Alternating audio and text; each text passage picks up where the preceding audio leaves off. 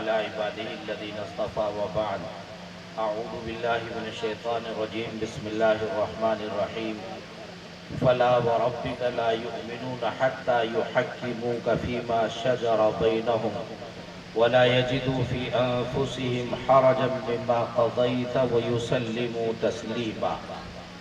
حضرات محترمین، اللہ رب العزت نے اس عالم کو بذات خود بنایا ہے۔ پوری دنیا کا کوئی خطہ، کوئی علاقہ، کوئی انسان، کوئی درند، کوئی چرند، کوئی پرند، کوئی شے ایسی نہیں جو اللہ کے علاوہ کسی اور نے بنائی ہو۔ ساری چیزیں اللہ رب العزت نے بنائی ہیں۔ لوگ تحقیق کرتے ہوئے تھک گئے، ابھی تک پتہ نہیں چلا کہ اللہ نے یہ زمین کب بنائی تھی اور کیسے بنائی تھی۔ ساری ریسرچ، ساری ترقیات کے باوجود ہمیں آج تک اس سائنس اور ٹیکنالوجی کے دور میں بھی یہ معلوم نہیں ہو سکا کہ اس زمین کی صحیح تاریخ کیا ہے، یہ زمین صحیح انداز پر بنی کیسے ہے، اس کا خمیر کہاں سے لایا گیا ہے، اس کے نیچے پانی لا کر کہاں سے بھر دیا گیا ہے، کون سی چیزیں ہیں اس کی تحقیق ابھی تک نہیں ہو سکی۔ یہ تمام چیزیں اللہ رب العزت نے بذات خود بنائی ہیں۔ جتنے خزانے حضرت حق جل مجدہ کے ہمارے سامنے آ چکے، اس سے کہیں زیادہ خزانے ابھی وہ ہیں کہ جن کا ہمیں ابھی تک علم ہی نہیں ہو سکا۔ یا تو اس راہ پر ہم لگے لیکن پکڑ میں نہیں آ سکی، اور یا ہم اس راہ پر ہی نہیں لگ پائے، ہمیں اس کا ابھی کچھ بھی ابتدائی علم بھی موجود نہیں ہے۔ تاہم یہ تمام چیزیں اللہ رب العزت نے بنائی ہے۔ جب تمام چیزیں اللہ رب العزت کی ہیں اور ہر چیز کا مالک اللہ رب العزت ہے، تو ہر چیز لوٹ کر بھی اللہ ہی کی طرف جانی ہے۔ آپ کوئی بھی چیز استعمال کرتے ہیں، کہیں چلی جائے آپ کی چیز، آپ چاہتے ہیں میری چیز واپس آ جائے، تو اللہ رب العزت کی ہر چیز لوٹ کر اللہ کے دربار میں جانی ہے۔ اس لیے اللہ رب العزت اپنی اس دھرتی، اس آسمان، اس کے درمیان کی مخلوقات، ان کے لیے کیا خیر ہے، کیا شر ہے، کیا اچھا ہے، کیا برا ہے، اس سے زیادہ کوئی نہیں جان سکتا۔ جیسے آپ کے گھر میں ماں باپ ہیں، بہن بھائی ہیں، دوست احباب ہیں، دوست احباب سے زیادہ کوئی نہیں جان سکتا۔ وہ رات دن کے اٹھنے بیٹھنے والے انہیں پتہ رہتا ہے۔ بچے زیادہ چھوٹے ہیں، باپ سے زیادہ ان کو کوئی نہیں پہچان سکتا کہ وہ کس چیز سے پیٹ بھریں گے، کس سے بہلیں گے، کس بات سے سو جائیں گے، کس بات سے اٹھ جائیں گے۔ بڑے ہو گئے تو پھر وہ ماں باپ کے کنٹرول سے نکلے، اب ان کے اٹھنے بیٹھنے والے دوست احباب وہ ان کے قریبی ہیں، ان سے زیادہ ان کو کوئی نہیں پہچانتا۔ تو ایسے اللہ رب العزت انہوں نے بذات خود اپنے دست قدرت سے پیدا فرمایا ہے، تو اللہ سے زیادہ آپ کو ہمیں کوئی نہیں پہچانتا۔ اس لیے اللہ رب العزت ہمیں خوب پہچانتے بھی ہیں، اور چونکہ ہم اللہ کی ملکیت ہیں، اللہ کے اپنے ہیں، تو جیسے آپ کی ملکیت آپ کا پیسہ، آپ کا مکان، آپ کا گھر، آپ کی گاڑی، آپ کے کپڑے، آپ کی ماں، آپ کی بہن، آپ کے بھائی، آپ کے احباب، جب یہ بات، یہ لفظ آ گیا میرے، تو اس سے تعلق بڑھ جاتا ہے، اور جب یہ لفظ کٹ گیا میرے، تو تعلق کمزور پڑ جاتا ہے۔ میری ماں، میری بہن، بہن تو ہر ایک لڑکی کسی کی بہن ہے، لیکن لفظ میری جب آ جائے گا تعلق بڑھ جائے گا۔ جب ماں تو ساری عورتیں ماں ہیں، لیکن جب میری لفظ لگ جائے گا کہ میری ماں، تو پھر تعلق بڑھ جائے گا۔ اور میرا بیٹا، جب یہ بیٹے تو سبھی ہو تم، لیکن جب کسی کے نزدیک یہ لفظ لگ جائے گا میرا بیٹا، تو تعلق بڑھ جائے گا۔ سارے بوڑھے کسی کے باپ بیٹے ہیں، لیکن میرا باپ جب یہ لفظ میرا لگ جائے گا اہمیت اس کی بڑھ جائے گی، محبت بڑھ جائے گی، تعلق بڑھ جائے گا، تقاضے بڑھ جائیں گے۔ تو یہ تمام کچھ کب ہوگا؟ جب لفظ میرا جہاں جہاں لگتا چلا جائے گا، اور جہاں میرا نہیں تیرا یا کسی کا، وہی تعلق کمزور پڑتا چلا جائے گا۔ تو ہم سب کے سب اللہ کہتے ہیں بندے میرے، پیدا کیے ہوئے میرے، مخلوق میری۔ تو جب میرے ہیں تو تعلق بھی مضبوط ہے۔ تو اللہ رب العزت کے بندے ہیں، اللہ کے پیدا کرتے ہیں، اللہ کو سب سے زیادہ محبت ہے، ہم سے اتنی محبت ہم میں کوئی کسی کی نہیں کرتا۔ کیوں؟ اس لیے کہ جو تیرا میرا ہے یہ کمزور ہے یہاں پر۔ اب ہماری امی، ہمارے ابا، ہمارے چچا، ہمارے خالو، ہمارے پھوپا، یہ کس نے بتایا ہمیں؟ لوگوں نے بتایا، لوگوں کے درمیان حقیقت حال تو اللہ ہی جانے۔ اور اللہ کے یہ بات پکی ہے، یہ بات کچی کسی طرح ہو نہیں سکتی۔ تو اللہ رب العزت کے اپنے بندے ہیں، اس لیے اللہ رب العزت کو تعلق بھی انتہا سے زیادہ ہے۔ تو اللہ نے پیدا کیا، اللہ جانتے بھی زیادہ ہے، اللہ کے اپنے ہیں، اللہ کہتے ہیں میرے ہیں، تو اللہ کو تعلق بھی ہم سے زیادہ ہے۔ یہ دو ہی چیزیں ہیں کہ جن بنیاد پر ہم انسان بھی ایک دوسرے کے لیے معاون بنتے ہیں، ایک دوسرے کے ہمدرد ہوتے ہیں۔ اللہ کے یہاں یہ بات بدرجہ عظم پائی جاتی ہے، خوب پکے درجے میں پائی جاتی ہے کہ ہم اللہ کے بنائے ہوئے ہیں، کیا چیز ہمارے لیے بہتر ہے کیا بدتر ہے وہ اللہ زیادہ جانتے ہیں، کوئی دوسرا نہیں جانتا۔ یہی بات کہ اللہ جو ہم سے محبت زیادہ کرتے ہیں تو اللہ ہمیں برائی سے روکے اور بھلائی کی طرف لے جائے، برے روڈ سے بچائے اور اچھے روڈ کی طرف لے جائے، یہ اللہ کرتے ہیں۔ اللہ کہاں کرتے ہیں؟ اللہ اگر آ کے ہمیں بتانے پہ آ گئے تو پھر اللہ کی بات سننے کے لائق نہیں ہے۔ کیوں؟ اس لیے کہ اگر جو ہے کوئی بڑا ڈاکٹر آ جائے، بڑا سرجن آ جائے اور وہ آ کے سرجری کے سارے قوانین بتانے لگے 5ویں کلاس کے بچوں کو، سمجھ جائیں گے وہ یا تو سمجھیں گے نہیں، اور اگر سمجھیں گے وہ ایک دوسرے کا پیٹ ویٹ کاٹ کے خراب کر دیں گے، وہ ایک دوسرے کو خراب کر دیں گے۔ تو ان میں طاقت نہیں، ایسا نہیں، بات انہوں نے صحیح بتائی ڈاکٹر صاحب نے، اور سرجری کے طریقے انہوں نے صحیح بتائے، لیکن جن کو بتائے ان میں اس کو سمجھنے کی تاب نہیں ہے، اس کو سمجھنے کی ہمت نہیں ہے۔ حضرت سیدنا موسیٰ علیہ السلام کا مشہور و معروف واقعہ ہے کہ اللہ تعالیٰ سے ملنے کے لیے جب تشریف لے گئے تو اللہ تعالیٰ سے کہا کہ اللہ اپنا دیدار کرا دو، تو اللہ تعالیٰ نے ارشاد فرمایا کہ موسیٰ آپ میں میرے دیدار کی ہمت نہیں ہے، آپ اس کو برداشت نہیں کر پاؤ گے۔ حضرت موسیٰ نے کہا کہ میں نہیں برداشت کر پاؤں گا، میں تو فرعون کے چھکے چھڑا دوں، میں تو فرعون کو ہلا کے رکھ دوں، جو اتنا بڑا خدا دھرتی پر بنا، جتنا بڑا دھرتی نے دیکھا ہی نہیں کبھی، دھرتی پر رہنے والے خداؤں میں بڑا خدا فرعون تھا۔ تو فرعون مجھے تو پناہ مانگ گیا، قبطی کے تھپڑ مارا تو اتنی طاقت والا آدمی، اس کی تو آنکھ ہی باہر آ گئی، میں برداشت نہیں کر پاؤں گا، تم دیدار کراؤ۔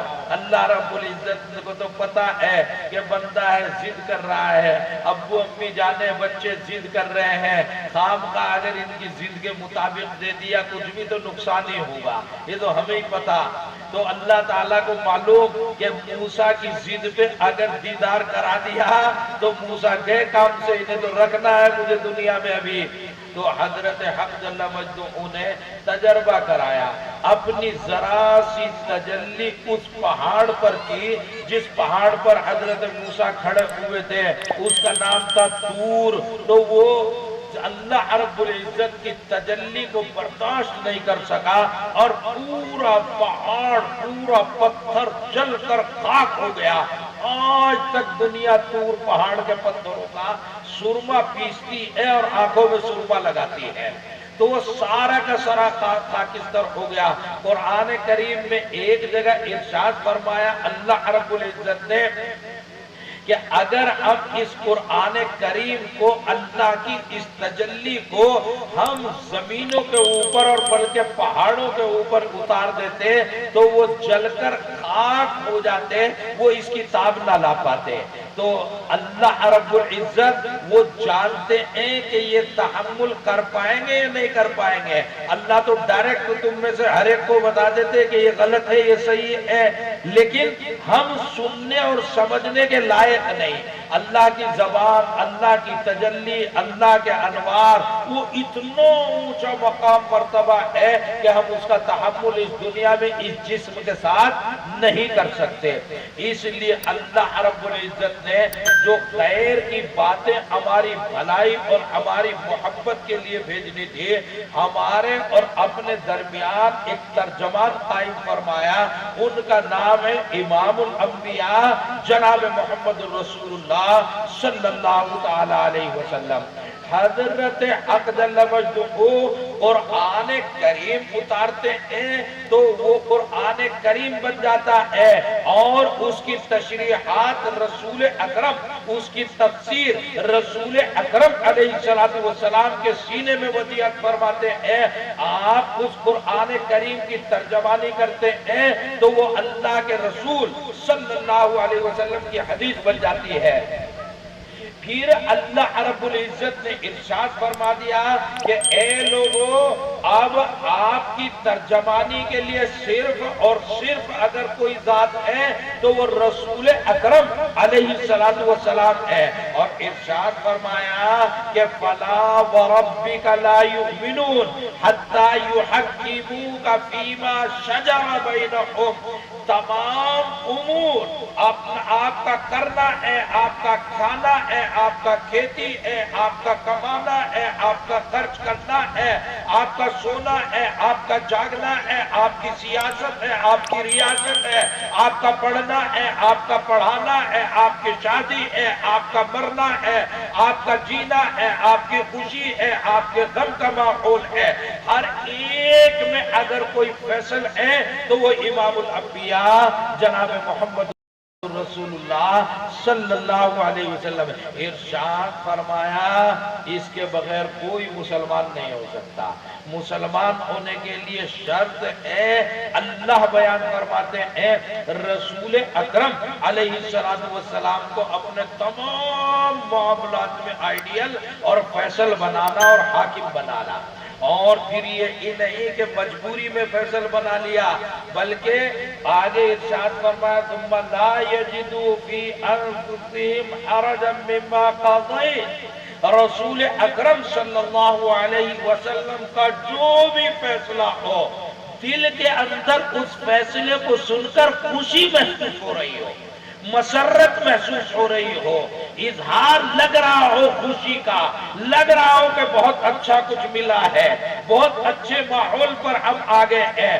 اگر تنگ دلی لگ رہی ہے، پھنس گئے آج تو، خام پکڑے گئے آج تو اتنا ٹائم برباد ہو گیا، آج تو اتنا ٹائم خراب ہو گیا، آج مولوی پکڑ لے گئے، آج جماعت والے پکڑ لے گئے، آج مدرسے والے پکڑ لے گئے، آج کوئی 2 4 10 20 50 100 روپے لے کے چلا گیا، مسجد کے نام پر لے گیا، مدرسے کے نام پر لے گیا، کوئی ٹائم زیادہ خرچ کرا گیا، دل کے اندر ذرا سی قدورت آتی ہے تو اللہ فرماتے ہیں مومن پکا نہیں ہے، مومن پکا نہیں ہے۔ پکا مومن وہ ہے جو یہاں بیٹھے گا اور پھر اللہ کا شکر ادا کرے گا کہ اللہ تعالیٰ نے نہ جانے کتنی خراب جگہوں سے بچایا، اور اللہ تعالیٰ نے اپنی اور اپنے حبیب صلی اللہ علیہ وسلم کی راہ پر لگایا۔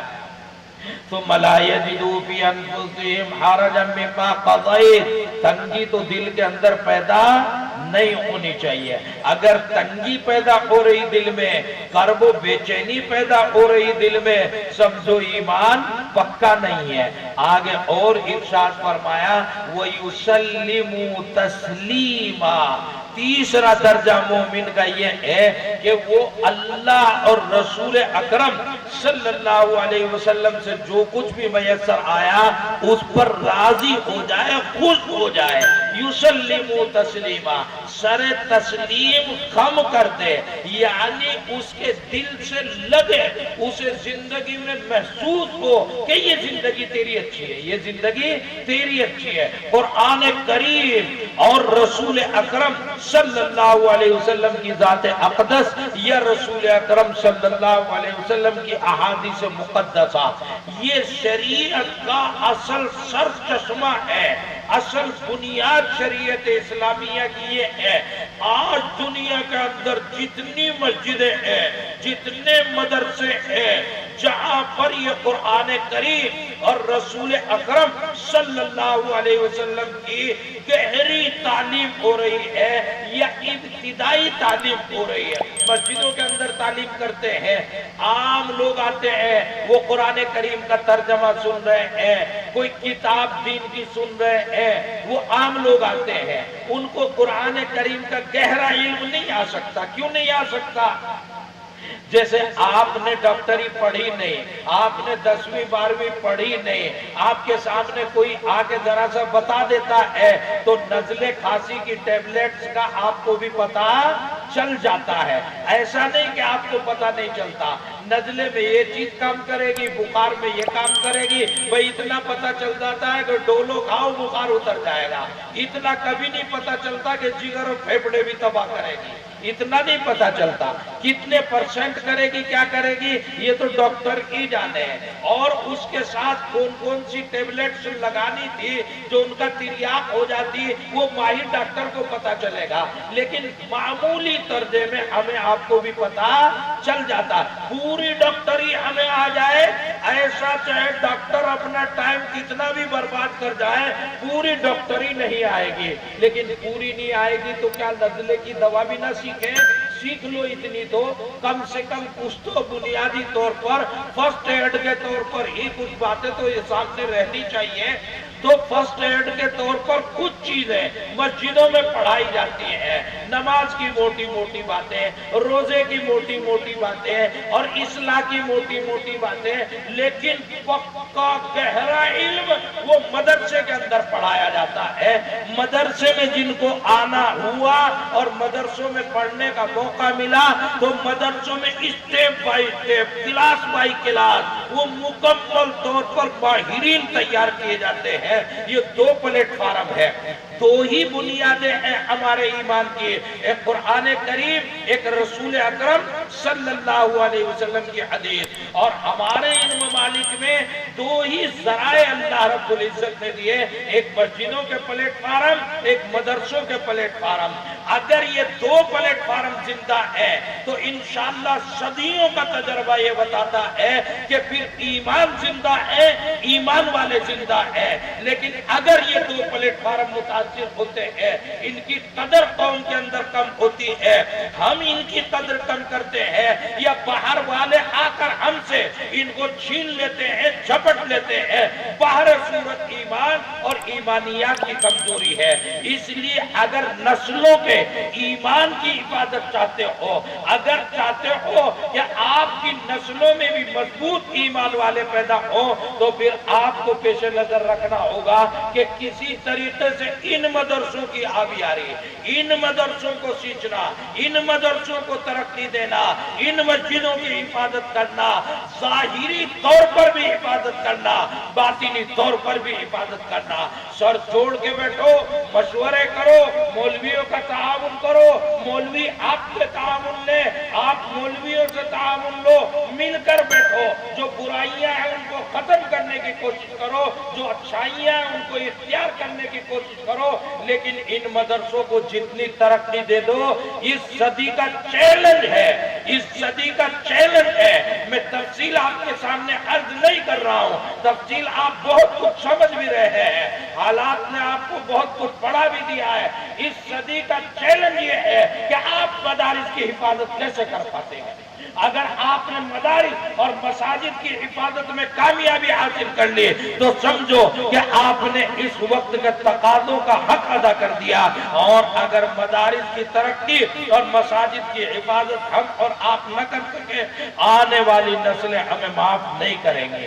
اس لیے ضرورت ہے اپنے بچوں، اپنی نسلوں کے ایمان کی حفاظت کے لیے ان مدارس اسلامیہ، ان علماء کرام، ان مسجدوں کی تعمیر کی بھی کوشش کرے، ترقی بھی کی بھی کوشش کرے۔ اللہ رب العزت ہمیں اس لائق بنائے اور یہ توفیق عطا فرمائے کہ ہم ان کی حفاظت کی کچھ اہلیت اپنے اندر رکھتے ہوں، اور اس کی حفاظت کی طرف مرنا تو سب کو ہے، مرنا تو سب کو ہے۔ اور اتنا تو دل پہ ہاتھ رکھ کے دیکھ لو، اتنا تو گواہی دل دے رہا ہے۔ رسول اکرم صلی اللہ علیہ وسلم نے ارشاد فرمایا، اگر کچھ بھی نہ پتہ چلے تو ٹھنڈے دل سے چپ چاپ ذرا گردن جھکا کے بیٹھ اور سوچ، اپنے دل سے ہی پوچھ لے، اپنے استفتی قلبک، اپنے دل سے پوچھ لے، صحیح بات تو سمجھ میں خود بھی آ جائے گی۔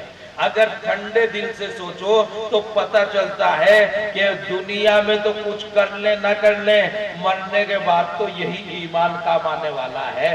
اس ایمان کے بغیر کام چلنا نہیں ہے۔ اور موت نہ طاقت دیکھتی نہ مالداری دیکھتی، نہ طاقت دیکھتی نہ مالداری دیکھتی۔ اور اس سے بڑے بڑے ہٹے گھٹے لوگ جو ہے وہ موت کے گھاٹ اترتے ہیں تو تعجب کا ہوتا ہے کہ موت نے اسے بھی پکڑ لیا آدمی۔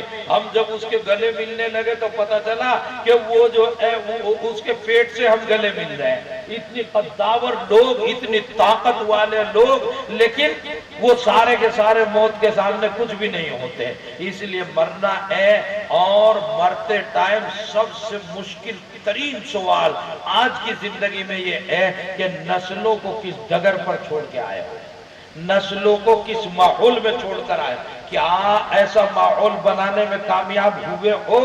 کسی بھی طرح ایسا ماحول بنانے میں کامیاب ہوئے ہو کہ آپ کی نسلیں ایمان کی حفاظت کر پائیں گی اور آگے ماحول بنا پائیں گی؟ یہ اتنا بھی نہیں کر کے آئے ہو۔ اگر اتنا بھی نہیں کر کے آئے تو پھر بچنا بہت مشکل ترین امر ہے۔ کرنا کیا ہے، کس طرح کرنا ہے، لیکن نسلوں کے ایمان کی حفاظت کا وسیلہ کچھ نہ کچھ اختیار کرنا ہے، اور اختیار کر کے جانا ہے۔ اللہ رب العزت ان مدرسوں کی، ان مولویوں کی، ان جد و جہد کرنے والوں کی حفاظت فرمائے۔ آپ کے اور ہمارے درمیان ربط مضبوط رہے۔ آج کا سب سے بڑا المیہ، سب سے بڑے دکھ کی اور تکلیف کی بات یہ ہے کہ علماء کے، مولویوں کے، حافظوں کے اور قاریوں کے اور پبلک کے، عام لوگوں کے درمیان دراڑیں پیدا ہو رہی ہیں، دراڑیں پیدا۔